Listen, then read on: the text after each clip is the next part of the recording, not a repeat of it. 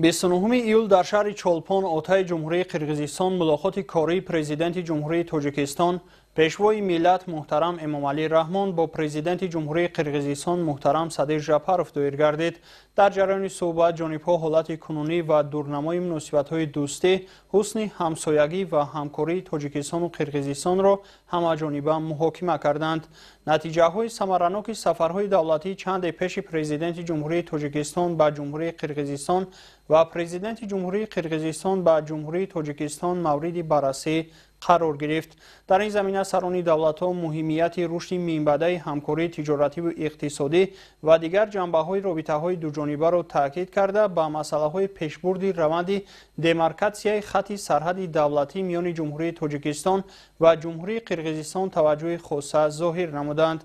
همچنین مبادله افکار اطراف موضوع‌های مبرم منطقوی و بین‌المللی صورت گرفت.